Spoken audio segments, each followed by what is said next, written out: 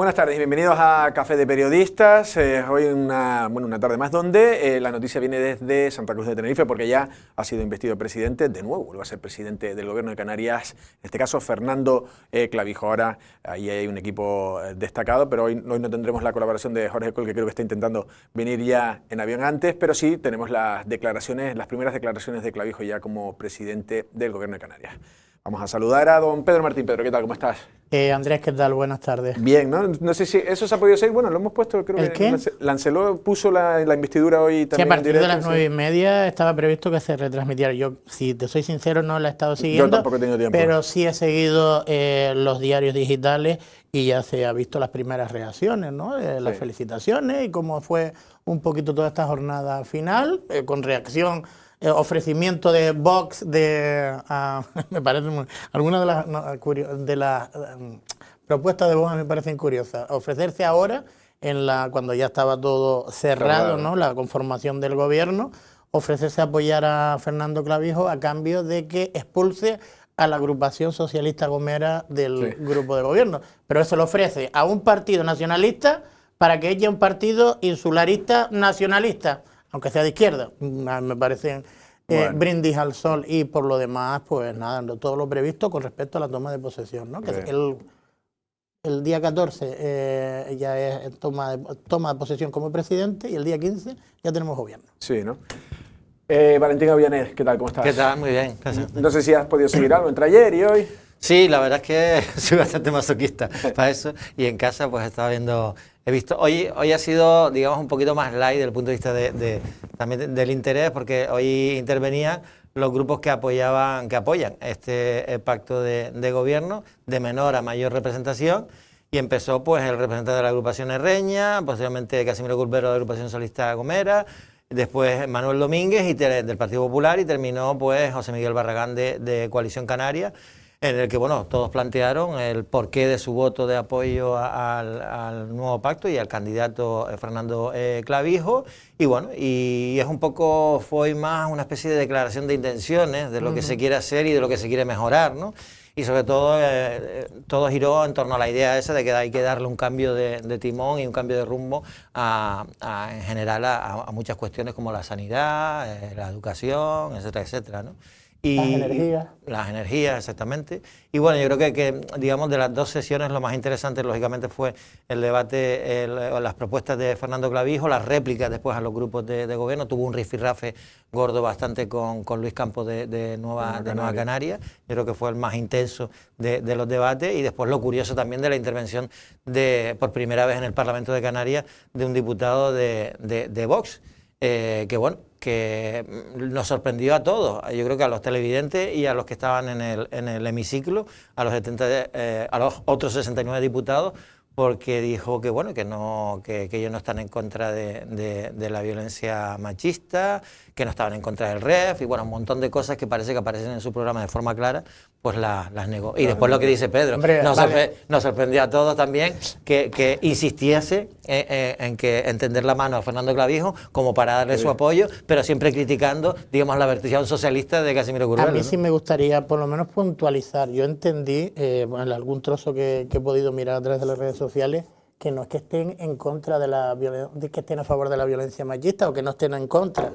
Lo que están en contra es de la legislación que hay para intentar paliar la violencia machista, que todos entendemos que es algo positivo, aunque no esté dando los frutos apetecidos. Pero, hombre, ¿cómo va a decir que está a favor de la violencia machista? No es que esté a favor de la violencia machista, sino que ellos hablan de la violencia intrafamiliar. Sí. Y entonces lo que no quieren reconocer, porque además es público y notorio, cuando hay una víctima por un asesinato machista, ellos ni siquiera se ponen en la pancarta. No quiere decir que estén a favor de la violencia machista, lógicamente, sino que están en contra de cómo se articula, ¿no? Violencia de género, no violencia machista, porque también hay violencia de las mujeres hacia los hombres, menos, pero la hay. Bueno, vamos a ver, porque todavía vamos a ver lo que es el vídeo un poco de esas primeras declaraciones de Fernando Clavijo y también de Manuel Domínguez, entre otros, una vez que ya han sido investido presidente del Gobierno de Canarias. Fernando Clavijo ha sido investido como nuevo presidente del Gobierno de Canarias en la mañana de hoy en Santa Cruz de Tenerife. El nacionalista agradeció en su intervención el apoyo de sus socios de gobierno y aseguró que han llegado para trabajar desde la lealtad, desde la humildad y sobre todo desde el compromiso a la ciudadanía. Manuel Domínguez, como socio de gobierno, aseguró que contará con la lealtad del Partido Popular. Tendrá no solo el apoyo del Partido Popular, sino la lealtad del Partido Popular y de quien les habla. Clavijo marcó una fecha de inicio de esta nueva legislatura para comenzar a trabajar. A partir del próximo lunes, donde previsiblemente se reunirá por primera vez el Consejo de Gobierno y fijaremos los principales objetivos a conseguir. Habló de los retos de los primeros 3 meses al frente del máximo organismo canario, aunque reconoce que las elecciones nacionales limitarán el margen de trabajo. Los principales retos de estos próximos 100 días, aunque sabemos que va a haber dificultades porque no hay Gobierno de España, pero yo creo que tenemos que exigir que se cumpla lo que se fijó en los presupuestos generales del Estado, tenemos que sentar las bases de esa revisión de la fiscalidad canaria para aliviar la renta disponible de las familias y, por supuesto, empezar a esbozar en los 3 principales ejes: las políticas sociales, educación, que tendremos ya la apertura del nuevo curso escolar a la vuelta de la esquina, y la sanidad. Y mandó un mensaje claro para mejorar el archipiélago: unidad. Queremos contar con toda la sociedad canaria, organizada, con todas las fuerzas políticas, porque son retos de mucha magnitud que solo desde la unidad vamos a poder afrontarlos. De esta manera, el líder de Coalición Canaria ha sido investido como nuevo presidente, con el respaldo de 38 diputados que votaron a favor de su candidatura. Bueno, estamos viendo ya las primeras palabras, primeras valoraciones. Si quiere empezamos ahora por Oye, Valentín. yo sí tengo una consulta, y así ya que va a empezar Valentín. ¿Qué está haciendo Román Rodríguez sentado en el hemiciclo? Yo creo que es verdad, porque al final tiene que ser por la representación anterior, pero Que ya no sé, yo ya pregunto no lo es. porque no es fue parlamentario, elegido. no tiene acta de parlamentario, y me extraña verlo allí en primera, bueno, en primera o en segunda o en tercera. no, yo a lo mejor en el opinando, puesto de los asesores, porque va a estar de coordinador de Nueva Canarias, ahí me callo. Pero sentado en el hemiciclo, ¿qué pinta ahí? Sí, sí, que él no ha no sido... lo entendí. No, ganó su yo representación. interpreté que podía ser pues, como era miembro del Ejecutivo, pero bueno, tampoco ha ido a Noemí Santana, ninguna de las que tampoco es diputada. Claro, esto ya está constituido el nuevo Parlamento. ya. No, el gobierno anterior ya decayó, ¿no? Sí, yo creo que sí. No lo sé. A ver, yo lo que sí iba a poner sobre la mesa, perdona, No, de Valentín, todas si quieres maneras, ahora perdona, de añades. todas maneras, yo creo que es hasta la toma de posesión, cuando está el gobierno en funciones todavía, o sea Sí, que puede será ser. hasta Será por el eso. 14. Y bueno, pero la verdad es que sí, que no es diputado, o sea que no debería estar. No debería No lo estar sé, me ahí. llama la atención porque encima lo acabamos de ver. Pues sí. Además fue una noticia, ¿no? Que el propio Román Rodríguez no consiguiera representación en el Parlamento. El tema de que regresa Fernando Clavijo, en este caso. Antes estábamos viendo también cómo Fernando Clavijo mencionaba ayer en su discurso cosas precisas de cada isla. Y la verdad que maneja bien, o por lo menos da la sensación, y yo creo que sí, porque ha estado muchísimas veces, conoce aquí los problemas del agua, dónde están la tubería de esta, lo otro. Yo no sé si ese carácter, que a veces también lo tiene un poco Pedro San Ginés, un poco tecnócrata que tiene un poco Fernando Clavijo. Quizás Ángel Víctor Torres eran como un poco más de ideología, es más político. No sé si tú ves esa valoración. Bueno, lo dijo incluso en el debate cuando estaba refiriéndose o interviniendo, respondiendo a Ángel Víctor Torres, que le dijo que, bueno, en relación con, no me acuerdo qué término era, que le dijo, no, usted es más, refiriéndose a Ángel Víctor Torres, usted es más de letras, yo soy más de números, ¿no? Y sí, no sé si es más tecnócrata. Lo que sí que es verdad es que Fernando Clavijo ya ha sido presidente del Gobierno de Canarias en el 2015-2019, conoce muy bien la realidad de todas las islas y es un hombre que, bueno, que además en campaña electoral, antes de las elecciones del 28 de mayo, estaba prácticamente, el mismo día estaban en dos islas diferentes y se ha recorrido todo. Y se ha reunido absolutamente con todos los colectivos y conoce muy bien la realidad. Y bueno, y en cuanto a los anuncios que ha hecho, efectivamente conocía que uno de los graves problemas que tenemos ahora precisamente es el tema del agua, que la Lanzarote 3 necesita ampliación después de la rotura del último bastidor, lo que va a provocar bueno, esos 10.000 metros cúbicos menos de agua al día. Y también el hecho de lo que está pasando con la Graciosa, con la rotura de la tubería submarina cada 2x3 y lo de la declaración de emergencia hídrica me parece acertado, porque siempre que signifique tomar decisiones rápidas y concretas. Y después en el tema de sanidad, pues lógicamente, como no, uno de los temas enquistados y que a todo el mundo le sorprende es el tema del búnker de radioterapia, que por mucho que digan que en este caso los oncólogos del Negrín se van a desplazar pues no sé qué días a la semana a atender, la primera cita. a atender aquí a los pacientes. Ese no era el fin de esto. El fin de esto era que los pacientes fuesen atendidos aquí por oncólogos que estén fijos en Lanzarote y que aquí recibiesen el tratamiento. Para ¿no? ser fiel a la realidad, es verdad que lo que iban a hacer es crear una unidad satélite, no iban a estar aquí porque no es por culpa del gobierno anterior ni de este, sino iban a estar yendo y viniendo para formar un equipo aquí que se quede aquí. Pero es verdad que no hay oncólogos. Y a lo mejor oncólogos no, pero no sé cómo se llaman, radioterapistas, a lo mejor no sé. Especialistas radioterapeutas.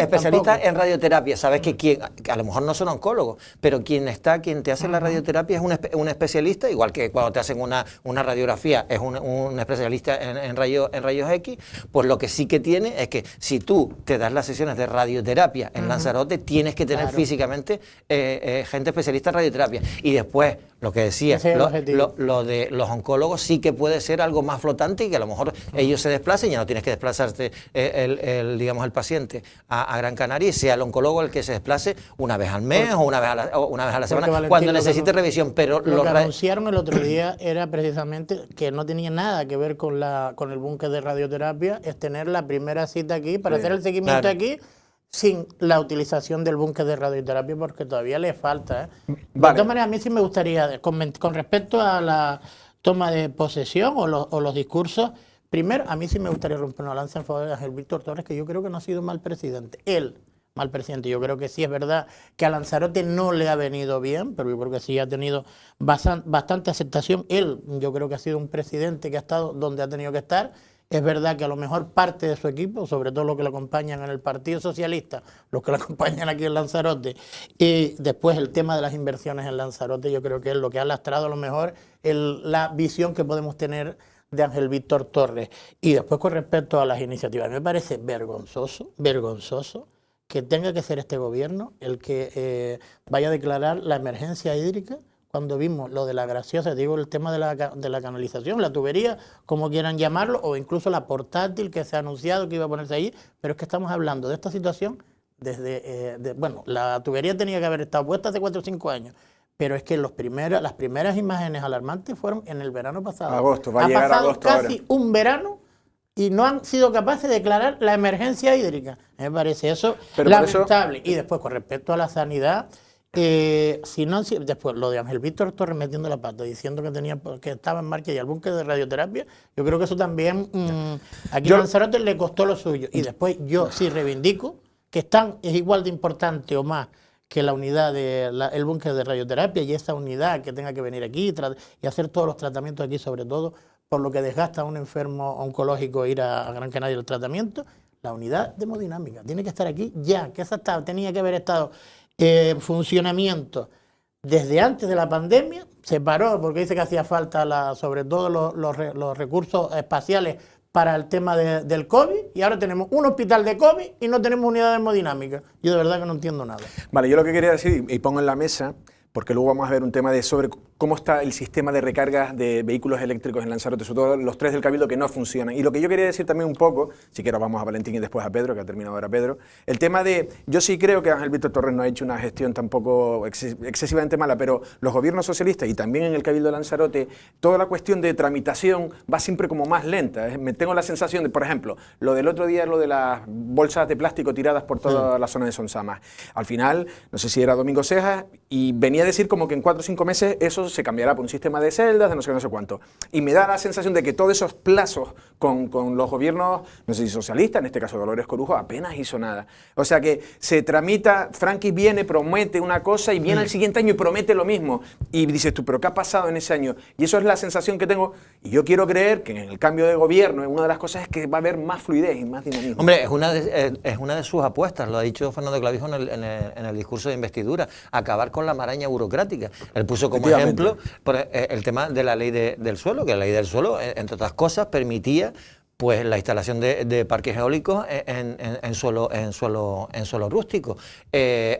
También dijo en ese discurso investidor que con la ley del suelo creo que van a modificarla ahora en el sentido de agilizar, por ejemplo, las modificaciones puntuales de los planes generales. Quiero decir, que el ayuntamiento puede hacer una modificación del plan general sin necesidad de cargárselo todo. Exactamente, sin necesidad de volver atrás, sino que sea una cosa que es mucho más ágil. Y yo creo que eso es fundamental, porque siempre se le ha criticado a Coalición Canaria que hace eso, digamos, porque detrás esconde intereses, ¿sabes?, espurios. Y no, es decir, lo que le está pidiendo la sociedad, el empresariado, las administraciones, es decir, que se agilicen las cosas y sean mucho más rápidos a la hora de solucionar el problema, a la hora de dar licencias de cualquier tipo. Y efectivamente, lo que decías tú, con el gobierno socialista, eso es una de las cosas que no han mejorado absolutamente para nada. El administrado se ha visto que la administración es un muro infranqueable, es decir, las posibilidades que te dan. Hombre, un ejemplo, para hacer las alegaciones a lo de las aulas marinas había que ir a Las Palmas.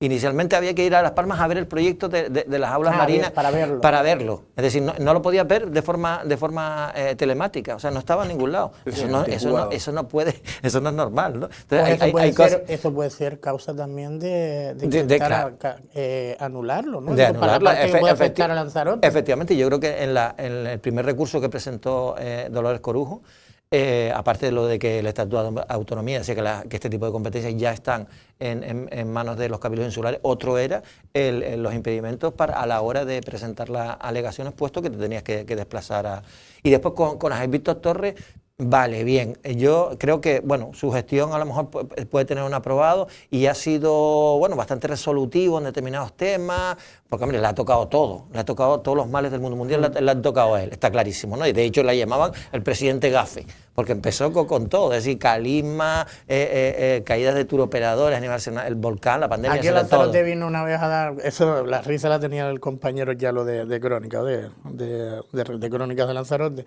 que dice que fue al Torrelavega a dar el pistoletazo de salida del 75 aniversario, creo que es, y le robaron esa noche, de verdad, de verdad, le robaron esa noche. Y de todas maneras, recuerda lo de Ángel Víctor, cuando empezó la pandemia, porque la pandemia en España empezó aquí, en La Gomera, recuerda, ¿no? En el aislamiento de aquella familia alemana. Y la reacción, dice, es que nos parecemos a los chinos en la reacción. Los chinos hicieron mal, no peor. Pero es que aquí también la pandemia nos golpeó duro. Sí, bueno, y después, por ejemplo, Ángel Víctor Torres, pero en relación a Lanzarote, es decir, en los últimos 4 años los presupuestos han dejado de invertir en Lanzarote más de 100 millones de euros. Esos dineros se pintaban en los presupuestos que llegaban, o sea, que se aprobaban todos los años, pero después no se ejecutaban. O sea, la Coalición Canaria también lo hacía, los niveles de ejecución tampoco... Pero el último año de Coalición Canaria, el nivel de ejecución fue mayor que el de Ángel Víctor Torres. Y entonces, claro, pero por ejemplo, Fuerteventura, con menos presupuestos pintados, su grado de ejecución fue mayor. ¿Que ahí tiene responsabilidad también las administraciones de Lanzarote? Por supuesto que sí, pero es que lo que no puede hacer el gobierno es decir, no, que el presupuesto histórico, el mayor presupuesto de la historia, sabiendo que hay partidas pintadas que los proyectos dependen de que los haga las consejerías del Gobierno de Canarias, no las administraciones de Lanzarote, y aún así se pintan para quedar bien. Vale, pues vamos a ver el vídeo que se han hecho en los servicios informativos, porque queda bastante gráfico la falta de implantación de energías alternativas y en este caso de recargas de los vehículos eléctricos. Luego analizamos y también luego vamos a hablar también de cosas de lo del salario de Osvaldo Betancourt. Vamos a ver el vídeo en este caso de la ausencia de recargas, ¿no?, de vehículos eléctricos públicos. De los 3 que existen, ninguno funciona. Vamos a verlo.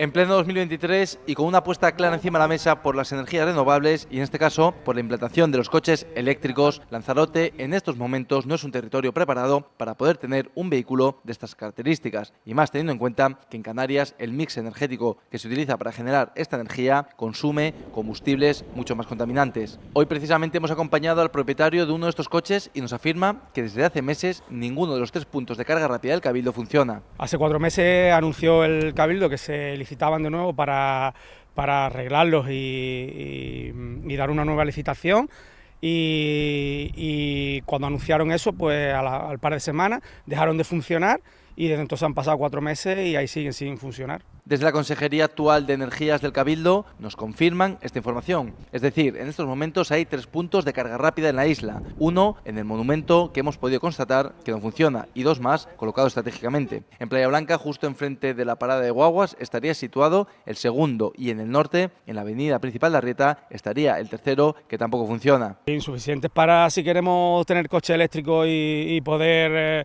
circular como un coche normal, porque un coche normal normalmente por muchos kilómetros que haga, pues cargas una vez o 2 veces a la semana, depende de los kilómetros que hagas, y esto es algo diario, es como el móvil tú lo tienes que cargar cada día, pues el coche eléctrico igual, tú cada día tienes que cargar el coche. Llegado a este punto queremos saber en cuánto tiempo se carga un coche eléctrico en un punto rápido. Aquí venimos y en 20 minutos puedes cargar entre 90 a 100 kilómetros, ya luego hacer una carga total del vehículo tarda un poquito más. Pero teniendo en cuenta que ninguno funciona, habría que buscar otra opción. Esta pasa por puntos de carga lenta, que para hacernos una idea, en un periodo de 2 horas se podría cargar un porcentaje no superior al 20% total de la batería. Es decir, no servirían para mantener un coche en funcionamiento. Continuamos circulando por la isla y damos el salto al municipio de Tías. En primer lugar, nos encontramos unos puntos en el parking del ayuntamiento, pero pese a que son públicos, unos trabajadores nos afirman que en teoría no se podría entrar allí y de hecho una señal impide el paso a los vehículos no autorizados.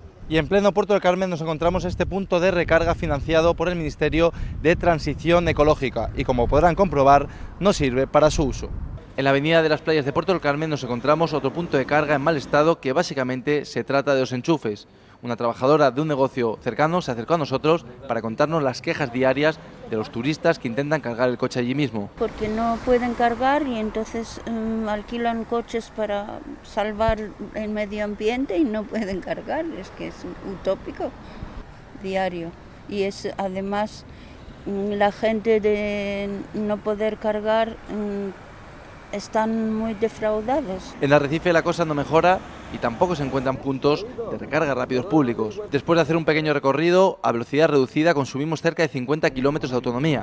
Contando con que este residente tenía que volver a Tinajo, dimos por finalizado el trayecto, ya que sin la opción de poder cargar el coche podríamos correr el riesgo de quedarnos tirados en mitad de la carretera. Bueno, lo que estaba diciendo esa mujer, que hasta intentándolo, ¿no? Estos turistas que puedas alquilar un coche eléctrico y al final, con toda la buena intención del mundo, pues se le ponen más complicaciones. La verdad que parece, como titulaba en este caso el compañero Guillermo Uruñuela, la odisea, ¿no? de cargar un vehículo. En este caso, Pedro, estamos hablando la falta de previsión en los últimos 4 años, y no sé si es una asignatura pendiente que tendrán los nuevos gobernantes, tanto en el Cabildo como en el Gobierno de Canarias. Yo supongo que sí. Evidentemente, primero habrá que ir a la matriz. La matriz es que la energía en Lanzarote, la mayoría se produce con la quema de combustibles fósiles y por tanto por muchos puntos de recarga que tenga, lento, rápido, ultralento, como quiera nombrarlo o mencionarlo, al final no lo produces. A lo mejor el coche no quema combustible, pero sí la recarga, la electricidad que está recargando el coche se produce quemando combustibles fósiles. Por tanto, es una especie de contradicción, ¿no? Porque evidentemente lo que habría que conseguir es que estos puntos de recarga con mucha más abundancia, digo yo, en toda la isla de Lanzarote, si queremos apostar por las energías alternativas y por este tipo de movilidad, que hay que recordar que casi todas las administraciones públicas ya tienen sus flotas pues con vehículos de este tipo o vehículos híbridos, o incluso muchos rentacar también están apostando por este tipo de combustible, ¿no? Un combustible sostenible, porque somos una reserva de la biosfera y porque el turista también quiere preservar el medio ambiente y apuesta por él. Tendríamos que ir a instrumentos como, primero, o conseguir que la energía que suministre un surtidor de este tipo tenga que venir de energías alternativas, o solares o eólicas, porque si no estamos cometiendo una contradicción. Y por otro lado, yo quiero recordar, creo que hay una incluso en la Cámara de Comercio, que sería a lo mejor uno de los objetivos, la famosa fotolinera, que tiene una placa arriba, suministra, seguramente será lenta en la carga, pero con todas las nuevas tecnologías que hay, probablemente ese sería el objetivo, de tener surtidores que suministraran energía eléctrica limpia, porque esto es un engañabobo desde mi punto de vista. Y después la abundancia que no va en correlación con el número de vehículos eléctricos, además que es un hándicap total y absoluto tener vehículos eléctrico sin tener posibilidad de suministrarle energía. De hecho, yo no sé por qué, no sé, debe ser más costoso, pero por ejemplo, el crear una especie de pérgola encima de cada surtidor de estos, de tal manera que es que te sale lo más barato. Se llama fotolinera. Sí, pero Fotolinera, la fotolinera es como es muy chiquitito el panel que tiene, pero tú metes una buena pérgola ahí y te nutres de ahí, además de que no tienes que estar uniendo con que te manden, no sé, yo creo que hasta los costes hay cosas que uno no entiende y que realmente sería limpio. Como es que, a ver, yo creo que, la política que ha hecho el gobierno socialista en el Cabildo estos últimos 4 años, fundamentalmente es de sacarse fotos de grandes enunciados relacionados con la sostenibilidad y el medio ambiente y hacer todo lo contrario. Esto es simplemente una dejadez, es decir, tú si contratas una serie de surtidores, los surtidores tienen que contratarlo con un mantenimiento, es decir, eso es evidente, porque aparte de la contradicción que dice Pedro, que es lógica y normal, si esperamos a que esta isla tenga digamos, una producción de energía limpia superior a la que tiene ahora, que no sé si llega al 10%, vamos a estar todavía esperando mucho, con lo cual, si podemos adelantar en que la gente diga, oye, puedo comprarme un coche y tengo capacidad, tengo fotolineras, etcétera, etcétera, como para poder andar, o sea, ya tenemos a un coche menos que está emitiendo CO2 a la atmósfera porque no va por ni gasoil ni por gasolina. Podemos ir seguir, ganando en este terreno, que incluso es más fácil que el otro, creo yo, desde el punto de vista por lo que nos dicen los antecedentes y la historia. Entonces, esto lo que se tiene que hacer es, cuando hagas el contrato, lo adjudique, tiene que tener un mantenimiento, y efectivamente lo que dices tú, que no sea ahí un surtidor todo ya rumbriento, todo oxidado, que no funciona, etcétera, etcétera, y eso es que no se puede hacer. Tuvimos aquí una vez un caso de unos turistas que tuvieron que llamar a la casa de alquiler de coches porque se habían quedado en medio de la nada porque no pensaban que funcionaba uno de los y no funciona. O sea, ¿tú te crees que las empresas de alquiler de coches van a seguir apostando por los coches de alquiler teniendo en cuenta que no hay infraestructura? Ninguna. Y además, fíjate tú, son las empresas privadas, algunos grandes centros comerciales, López Mall, por ejemplo, las que están tirando un poco del carro, y la gente, bueno, ya sabe, oye, pues si tengo un coche, si no tienes un garaje o no tienes un supercharger con un garaje y puedes meter la carga lenta, que es la de dejar el coche enchufado toda la noche, es imposible. Es decir, no hay autonomía suficiente para ahora mismo avanzar en la electrificación del transporte. ¿Está claro? ¿Terminamos? No, te decía que incluso el tema de las administraciones públicas que te sacan a lo mejor un incentivo fiscal si te compras un coche eléctrico. Pero hombre, por Dios, si sabes que la producción eléctrica que te está viniendo para ese coche viene de la quema de combustible, porque se ve en punta de lo que tú, porque no creo que esté desviada solo los 8 molinos que hay allí, pues evidentemente también se está cometiendo una contradicción. Yo creo que habría que profundizar un poco más. Ahora está el PTCAM, vamos a ver si hay esperanza de que Lanzarote se pueda convertir. Creo que hacen falta, por los cálculos que pude escuchar yo, unos 300 millones de euros de inversión para conseguir una isla energéticamente, medianamente sostenible. Pues intentemos buscar la posibilidad. Hay un compromiso de Clavijo también en su discurso, subir del 20 al 40% la implantación de las energías en los próximos 4 años. Vamos a ver, porque ese tipo quedan 12 años para poder ser, creo que es en el 35, ¿no? 2030, 12 años son, ¿no? o 7, menos todavía, 7 años para que se dejen de vender coches de combustión. ¿Y entonces qué hacemos? ¿Que recuperamos los camellos, los burros? No, yo creo que vamos a mantener los coches de gasolina durante y yo no sé tiempo. cabalgar, se lo garantizo. Pues no tengo ni idea. La verdad que sí. Bueno, porque ya enseguida va a venir nuestro invitado, es Emilio Machín, el candidato de Coalición Canaria al Senado. Y bueno, hemos salido a la calle un poco para ver lo que la gente opinaba sobre lo que Osvaldo Betancourt planteaba ayer, que era esa consulta popular para saber si se quería de establecer de qué manera su salario, ¿no? Le establecía 4 maneras, entre los 87.000 euros la mínima y los 104.000 euros. Vamos a ver lo que nos dicen en la calle y después comentamos. El mínimo. El mínimo, según esté estipulado. Un euro más que el funcionario también tiene otra responsabilidad, también se debe pagar, pero todas me parecen muy altas. De la última petición bajamos el sueldo todavía. ¿No? Es los 85.000 como mucho, la mínima que él cree que se merece. Que para eso lo elige el pueblo, que la gente está pasando hambre, está pasando miseria. Todos tenemos que apretarnos el cinturón y ellos no tienen que ser menos. Bueno, era previsible, ¿no? En ese sentido de que si a la gente le dejas opinar a un político con todo lo que ha habido de polémicas, con lo que cobran y lo que tal, si le dejas, pues la verdad que puede ser. Pues vaya palo, porque decía Osvaldo Betancourt en su discurso que si los ciudadanos de Lanzarote quieren que cobre más que Pedro Sánchez, esto no vale de ejemplo, pero son 3 ciudadanos que no sé si hay algún otro que haya opinado todo lo contrario, pero los 3, el 100%, opinan que no cobre más que Pedro Sánchez. Sí, yo no creo que vayan a la gente a votar a 104.000 euros. Yo creo que la gente establecerá. Porque también la verdad que luego, si quieres, vamos a hablar de márgenes, porque hoy Lancelo Digital saca un reportaje sobre lo que cobran los políticos lanzaroteños. Y todo según los ayuntamientos, pues la población que tiene. Y en líneas generales, ahora me estaba fijando, por ejemplo, Tías y Teguise, sobre de 20.000 a 50.000 habitantes, podría cobrar un máximo de 63.888,61. Pues tanto Teguise como, en este caso José Juan, como Libre Duque, apuran hasta el final. Es decir, para los malpensados por Osvaldo, sería 104.000. Mira, yo te digo una cosa. Y él cogió 93.000. Es verdad que podría haber elegido 87.000, pero cogió 93.000, algo más cerca del mínimo. Ya, a ver, yo lo que creo es que si la ley te ampara para cobrar una cantidad que es casi 93.000 euros y tú decides ponerte ese sueldo, y es una responsabilidad tuya aumentarte el sueldo, es una responsabilidad tuya. Tú te lo aumentas, pero porque la ley te lo permite. Y te lo aumentas, por mucho que venga cualquier medio de comunicación que te diga que cobra más el presidente del gobierno, tú lo mantienes y punto. Y lo que dice, oye, pues yo creo que el presidente del gobierno de España cobra poco y debería cobrar más. Y que el expresidente del gobierno, Víctor Torres, cobra poco y debería cobrar. Y te quedas en tú. Ahora, esta solución de pedirle a la gente que vote, primero, 4 opciones.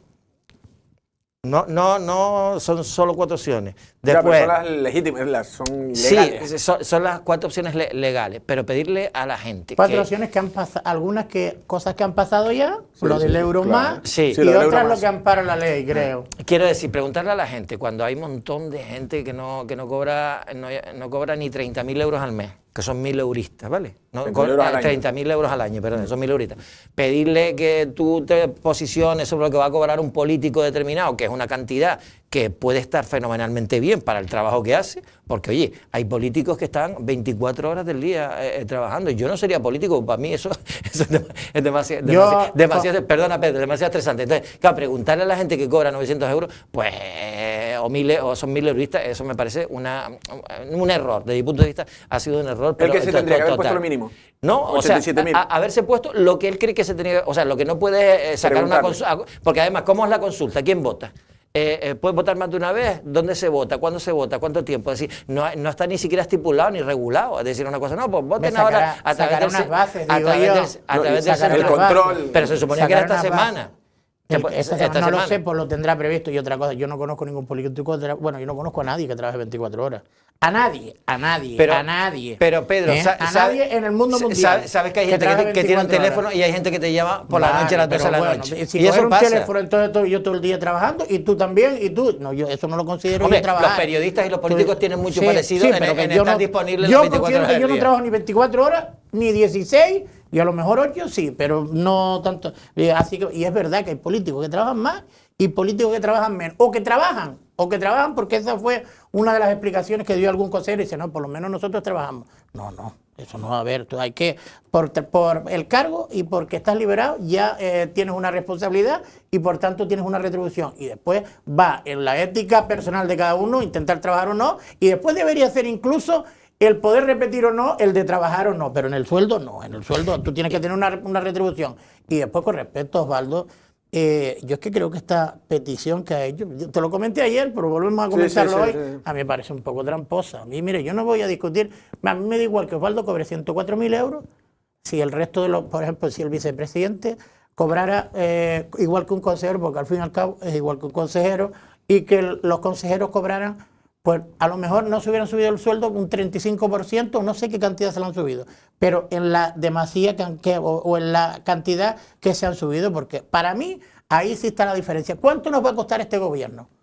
Porque, y también creo que es una torpeza haberlo hecho, porque podías haberlo hecho tranquilamente. Cobra, mira, ya está aprobado el presupuesto, cobra hasta final de año, cobro lo que está estipulado, y cuando apruebo un presupuesto y encima voy con un bagaje, porque encima yo creo que los primeros pasos indican que por lo menos algo que ha cambiado en el Cabildo, por lo menos hay buena sintonía con los trabajadores, han saltado 2 o 3 alarmas, camping de papagayos, bolsa de basura, tal, y se ha actuado rápidamente, y hay una diferencia.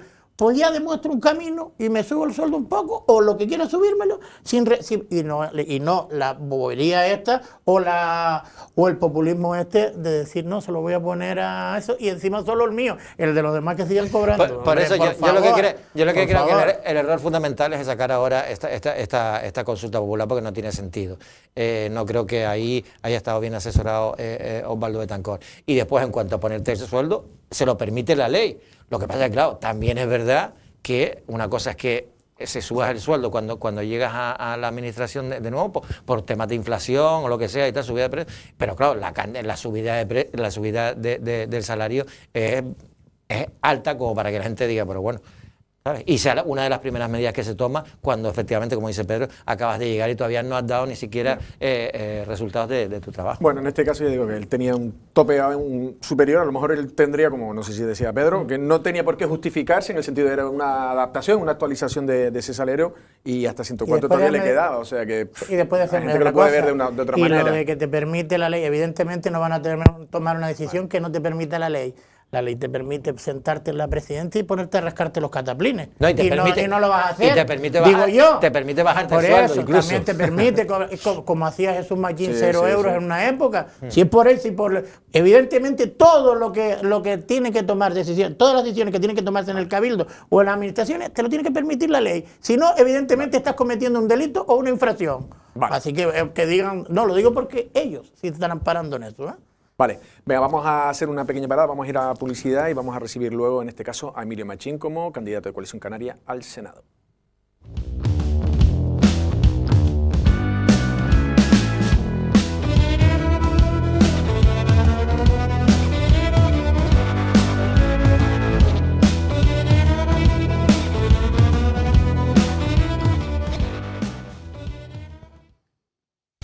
Bueno, ya estamos de vuelta y está aquí con nosotros Emilio Machín. Emilio, ¿qué tal? ¿Cómo estás? Muy buenas, muchas gracias. Bien, bueno, ya viniste el otro día, también era compartir esas entrevistas dobles son más complicadas. Hoy vas a tener el asiento para ti. Venía arropado con la señora y cada uno tenemos nuestro... Es demasiado anorama. Venga, dos preguntitas que te hago y dejo a los compañeros. En primer lugar, bueno, la campaña intensa. Aunque va un poco, es una campaña rara. Bueno, nosotros bastante productivos a nivel personal, ¿vale? Estoy pues teniendo reuniones con esos colectivos a lo mejor en los que sí no me he movido tanto. Hoy teníamos con TEA, la verdad que se ven muchas carencias y mucho silencio, pero la verdad que personalmente muy gratificante porque te hace conocer más aspectos de la isla, más aspectos de colectivos y sobre todo tener más información que en este mundo es bastante importante. Vale, vamos a hablar un poco de encuestas porque también al igual que al Senado, aquí complicado lo tienes, pero al Congreso lo tienen complicado. Están siendo unas encuestas casi que da 0 en la provincia de Las Palmas y 0,1 o 0 casi. O sea que podría quedarse sin Nueva Canarias y sin Coalición Canaria, sin un representante en el Congreso. Bueno, un poco la lectura según también las encuestas, hay que ver de qué lado salen, pero sí es verdad que si se dan esos números es una pena porque las reglas del juego están marcadas, las reglas del juego están claras. O tienes representación nacionalista en Madrid o poco vamos a poder conseguir, ¿no? Vemos como para ser importante o decisivo tener esa representación nacionalista es muy importante y si los números que comentas se dan, pues vamos a tener una legislatura dura para Canarias para que poder tener recursos o por lo menos exigir que nos tengan en cuenta. Vale, pero también entonces vamos a ir un poco más allá, por lo menos la autocrítica. Coalición Canaria y Nueva Canarias, o sea, también por separado, o sea, más debilitados y no fueron ni juntos y no se plantea ni siquiera una unidad sabiendo que ambos no van a conseguir representantes en este caso en el Congreso. Bueno, hemos conseguido unificar 11 partidos de todas las islas de Canarias, eso es algo significante. Entiendo que seguramente le preguntas a simpatizantes, como le puedes preguntar a mí en este caso, de partidos de Nueva Canarias, seguramente pensarán como yo, que hay que ir de la mano, pero bueno, entiendo que arriba o por parte, en este caso de Nueva Canaria, habrán algunas condiciones o seguramente algo más personal que partidista y no se ha podido dar, ¿no? Pero desde de Coalición Canaria sí decir, ¿no? Que hemos conseguido dar ese manifiesto de esos 11 partidos que sí nos hemos unido bajo un mismo pensamiento y bueno, hubiera estado bien, sí, pero... Ya.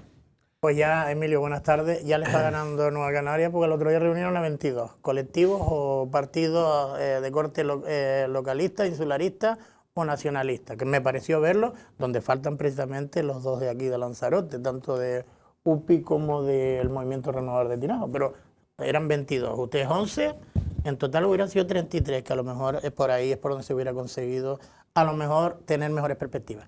Me gustaría preguntarte por tu punto de vista sobre el tratamiento de Canarias, sobre el tratamiento de Lanzarote y sobre todo de los problemas más acuciantes, llámese crisis migratoria o recursos de seguridad y policiales que pueda haber en Lanzarote, en el debate sobre el cara a cara del otro día.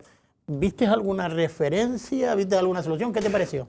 Bueno, yo he aprendido algo. ¿Lo viste? Que Primero, ¿lo viste? Pude ver mitad, porque es verdad que justo ahí estábamos estaba regresando de un viaje.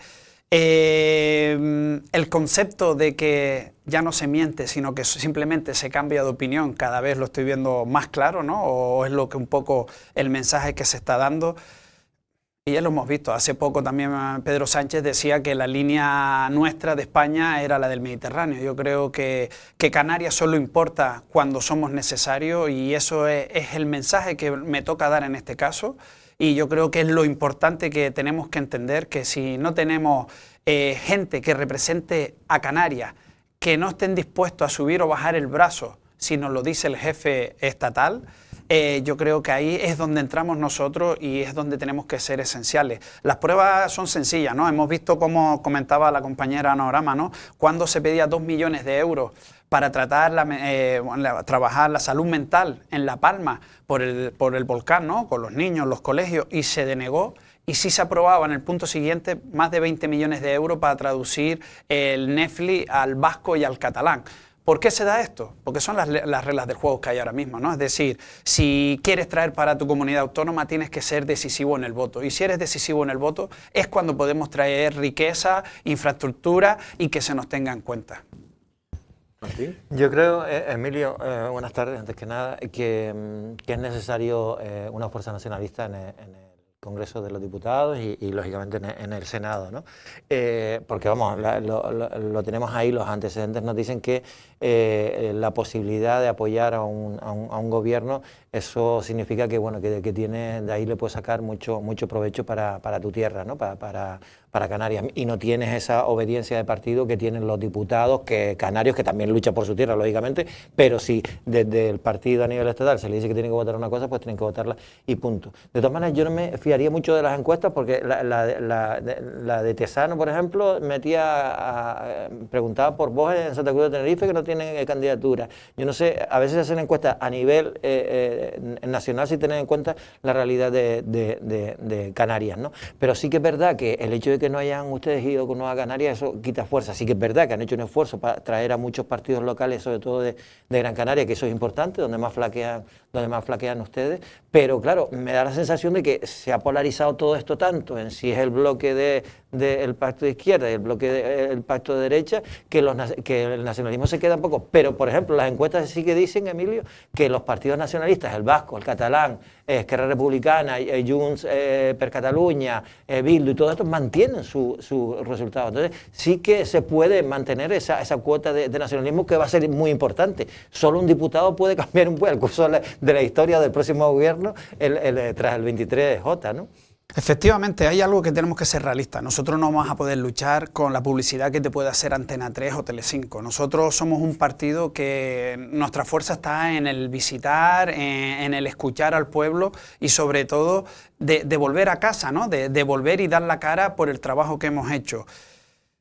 Si se entendiera algo, básicamente, ¿qué es eso? El mensaje es que, desgraciadamente, el juego a nivel nacional funciona así. Si tienes un bloque que sea necesario, que dé el apoyo para blindar esos presupuestos o para aprobar esas leyes, eres necesario, podrás apretar o presionar para que vengan esas riquezas a Canarias. Si no, no se va a dar. Y como bien decía, eso es porque, no lo digo yo ahora porque es mi discurso, es porque es la realidad.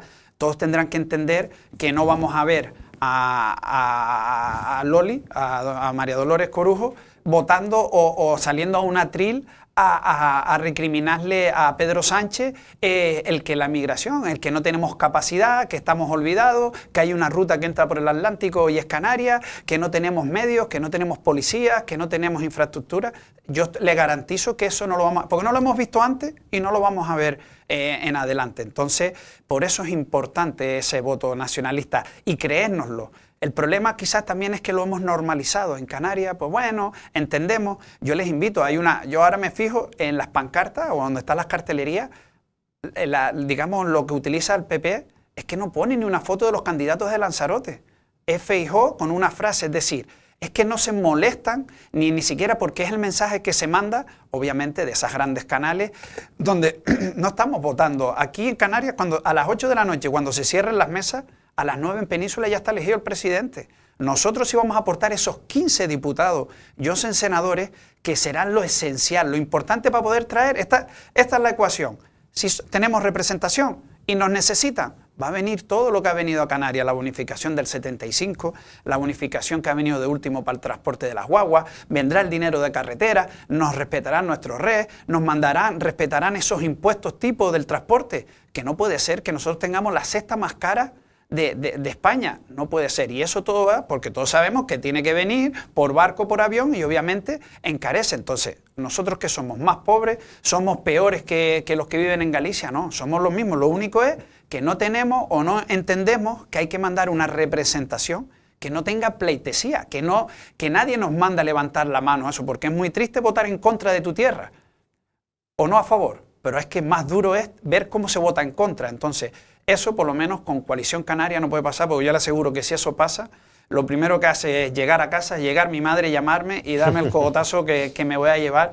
Y obviamente toda esa familia, porque yo no entiendo una política que no sea escuchando, ¿no? Acercándose a un colectivo y transmitir, porque esto básicamente es escuchar e intentar solucionar o ejecutar. Entonces, eso es digamos, en lo que yo creo en la política y es en lo que espero transmitir y que se den los resultados. Pedro. Emilio, has comentado que el principal motor de tu campaña electoral son las reuniones con colectivos, con asociaciones, me imagino que también con instituciones, etcétera, etcétera. ¿Cuáles son las principales reivindicaciones que hacen esos colectivos, esas asociaciones o esas instituciones al posible senador por Lanzarote? Sobre todo, Pedro, es escuchar, ¿no? Porque ahora tengo que abrir el abanico, es verdad que vengo de lo municipal, ahora hay que escuchar porque a lo mejor los mismos problemas que puede tener una asociación, un colectivo en Aría no son los mismos que vivimos en Yaiza. Entonces, sobre todo me baso en el escuchar. Pero también vivo aquí y sé lo que hay. ¿Cuáles son problemáticas que tenemos que trabajar? La vivienda. La vivienda es un problema que está a nivel insular. Pero claro, yo la única publicidad que escucho es que se van a hacer viviendas de protección oficial. Y yo hago una reflexión. Una vivienda de protección oficial, ojo, que yo aboco por ellas y que vengan más, ¿va a dar solución a Canarias al problema? Yo creo que no. ¿Por qué? Porque más del 90% que demandamos vivienda somos trabajadores. Y sabemos que el sistema no está preparado para dar acceso a una vivienda de protección oficial cuando hay ingresos. Entonces, ¿la labor cuál será? Que cuando uno esté en el Senado o en el Congreso y llegue eso, sobre todo en el Senado, que está la territorial, oye, se aprobará la vivienda, pero es que en Canarias hay que mirar, porque a lo mejor las condiciones que se nos dan a nosotros no son las mismas que Andalucía. Tenemos el problema de la migración, no tenemos equipación, hemos hablado hace poco con Emerlán, están obsoletos. Tenemos 2 barcos para hacer rescates, que están volcados en la migración y de salvamar. Es decir, no tenemos infraestructura, el CATE, no tenemos, son eso, paro juvenil. Lo que no puede ser a día de hoy que un mayor o un joven pida algo por internet y se siga leyendo, no se envía a Canarias. ¿Por qué? Hay que trabajar en esas líneas. Comentaba el paro juvenil, la cultura. ¿Por qué contratar a un artista canario desde Península tiene que salir más caro? ¿No? Hay que dar igualdad, hay que luchar porque sea eso igual que en lo deportivo. ¿Por qué nuestros equipos tienen que tener esos gastos adicionales cuando estamos en competiciones nacionales? Pues no, hay que cubrir, somos diferentes, tenemos una condición que somos periféricos, habrá que trabajar en eso. Y entre esos muchos, hablamos con el atún, la zafra. ¿Cómo puede ser que se tenga que explicar que la fecha de la zafra en Canarias tiene que ser diferente a la península? Porque el atún obviamente pasa en temporadas diferentes. Eso hay que discutirlo todos los años. El porcentaje de los aviones, ¿se creen que nosotros tenemos que coger el avión de vacaciones? Y lo que no entiende, que hay gente que está con enfermedades y hay que coger aviones, hay que coger barcos. Y eso es un derecho que tenemos que tener. Y sobre todo esas cosas, Pedro, hablaban de Hoy teníamos una reunión con los niños de TEA, de autismo, y ven las carencias que tenemos. Y a mí me duele entender que se da 20 millones para que se doblen series en catalán y en vasco, y que aquí los niños los estén unificando o no le den o subvenciones 180 euros al mes, cuando saben que la media de gastos de estas familias en tratamientos o en especialistas son 500 euros. Pues en eso es donde tenemos que trabajar. ¿Y por qué trabajaremos? Que será la diferencia. Yo estoy seguro que cualquier candidato de otro partido piensa como yo, o defendería la tierra como la podría defender yo, pero la diferencia va a estar en que a mí ni me va a llamar Pedro Sánchez ni Feijóo para que no le vote en contra. Yo tendré a mi tierra, a mis vecinos, a mi gente, que será la que me marcará y la que, si no respondemos... Bueno, pues ya estamos ya casi terminando, pero yo sí quería hacer un apunte, porque, por ejemplo, eso que estoy regresando un poco a la respuesta de antes de lo que es clave, siempre, incluso Coalición Canaria, algunas de las campañas las planteaba como ser la llave, bisagra y demás. Y hay algo que no cala, porque se sigue diciendo eso, y lo has dicho tú, que lo importante que es verdad que vascos y catalanes se han aprovechado mucho también de esas cifras, pero no funciona en Coalición Canaria. Y yo, sin embargo, yo veo una cuestión que se desaprovecha un poco Coalición Canaria, es con la desaparición sobre todo de Ciudadanos, y que se ha polarizado tanto, queda un hueco en el centro, y Coalición Canaria, es verdad que ahora está más cerca del Partido Popular, pero siempre no tuvo, por ejemplo, en Fuerteventura hay pactos con el PSOE, y que no ha sabido ganarse ese centro. Es decir, que las estrategias siguen yendo a lo mismo, ¿y qué pasa? Pasa lo mismo. Sí, efectivamente, tenemos esa tendencia de centro, pero bueno, no llegamos. ¿Por qué no llegamos? Pues quizá no hemos utilizado las líneas adecuadas o los mensajes adecuados, o nos basamos mucho en lo que nos pueda decir televisiones estatales, como lo que digo, Telecinco, Antena 3, porque el mensaje está claro, y no es que yo quiera dar mensaje, es que las pruebas ya son evidentes. Estamos viendo cómo ahora Asturias, ya están saliendo esos movimientos nacionalistas, porque están viendo que la clave está ahí. Es decir, si queremos recibir dinero o que se nos tenga en cuenta, tenemos que ser necesarios. Si no, seguiremos estando en la línea que estamos. Y lo que tiene que entender el pueblo también es que aquí no se va a votar a lo que comentaba Pedro Sánchez Feijóo. Tenemos que ser egoístas, tenemos que ir más allá. Si nosotros queremos a nuestra gente lo mejor para nuestros hijos, nuestros abuelos, nuestro alrededor, tiene que tener una tendencia de voto nacionalista. ¿Por qué? Porque siempre que Coalición Canaria apoye un gobierno, ojo, que hemos apoyado cuando ha sido el Partido Socialista y el Partido Popular, siempre hemos sacado rédito para Canarias, porque si no, no tiene sentido. Y esto es sencillo, cuando te llamen y te pidan, oye, ¿nos apoya? Sí, ¿qué vamos a aprobar? Dinero en carretera. Yo también quiero, ¿no? No hay apoyo. Si quieres, te apoyo. ¿Es algo última? Sí, y después hay otra cosa que siempre lo han dicho, lo decía también mucho Ana Oramas cuando estaba en el Congreso de los Diputados, que es que cada vez que cambia el gobierno a nivel nacional hay que explicarles exactamente lo que es el REF, lo que es las singularidades de Canarias, etcétera, etcétera, el hecho de ser una región ultraperiférica, etcétera, etcétera. Hay que explicárselo de nuevo para que lo tengan en cuenta, hasta tal punto que después incluso se saltan el Estatuto de Autonomía, se saltan el REF en muchas ocasiones. Es decir, da la sensación de que no nos tienen muy en cuenta porque no nos necesitan numéricamente, ¿no? Como en su momento. Entonces, yo no sé, queda poco de campaña, Emilio. ¿Qué es lo que, en los días que te quedas, qué es lo que vas a transmitirle a la gente, qué es lo que vas a hacer para decir que el proyecto de Coalición Canaria es el mejor para... Pues mi mensaje va a ser claro, y abogo al egoísmo. Que no pensemos en izquierdas o en derechas, que aquí no va a salir el presidente, van a salir los 15 diputados que van a defender Canarias y los 11 senadores. Y lo único que pido es que hay que ser egoístas, solo pensar en lo que es mejor para nosotros y para los seres queridos. Y si pensamos así, la única opción es Coalición Canaria. Porque no es que queramos más a Canarias o no, simplemente que cuando tomemos decisiones porque vamos a sacar réditos, no le demos pleitesía ni a Pedro Sánchez ni a Feijóo, solo a nuestra gente. Entonces, entendiendo eso, es que no tiene otra opción. Perdona, una de las conclusiones que se sacó del cara a cara, que aparte de que lo ganara Feijóo, y que que se ha supuesto que después en los tracking que se hacen de las encuestas, ese debate le ha dado incluso algún diputado más a Feijóo en esas encuestas, pero después hay mucha gente que dice que después de esa encuesta no votaría ni a uno ni a otro, y que salieron ganadores precisamente los que no estaban en el debate. Y si no estaba en el debate, Coalición Canaria tampoco estaba en ese debate. Lo que es triste es que se presenten los dos candidatos a gobernar España, y le digo que el eslogan que me llega, que te dice, es que no se miente, sino simplemente se cambia de opinión. Es decir, si ese mensaje es el que nos transmiten, ¿qué esperan del resto de la gente? ¿Qué sentimiento se puede tener hacia el político y hacia tu tierra? Yo creo que hoy ojalá se hiciera, ¿no? Pero decía, oye, siglo XXI, que cada vez que uno hable, que den 30 segundos que alguien haga con el ordenador.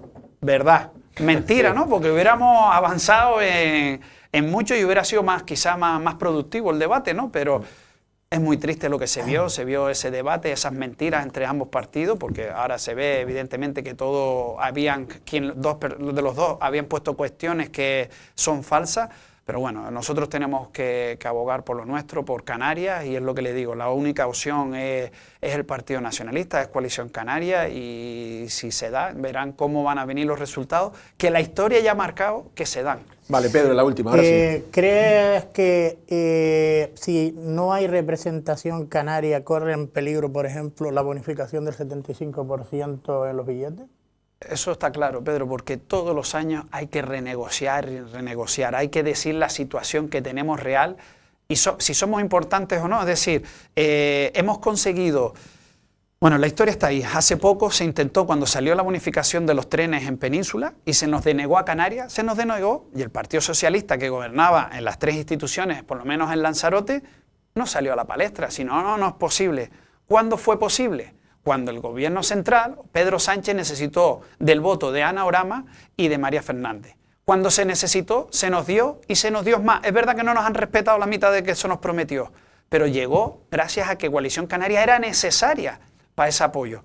Y esa es la manera de trabajar en Madrid. Si tenemos representación, va a llegar eso y mucho más, porque estaremos ahí para traer lo mejor para nosotros. Si no estamos, yo pongo en duda que cualquier representante estatal, sea Partido Popular o PSOE o Vox o Podemos, vaya a discutirle a su presidente cualquier cosa, y menos públicamente, y menos, pues bueno, haciendo presión desde su puesto cargo político. Emilio, compañero, lo vamos a dejar aquí. Emilio, ha sido un placer. Muchas gracias. Gracias, en este caso, Pedro, Valentín. Gracias. Gracias. A todos ustedes, gracias por seguirnos y pasen una feliz tarde.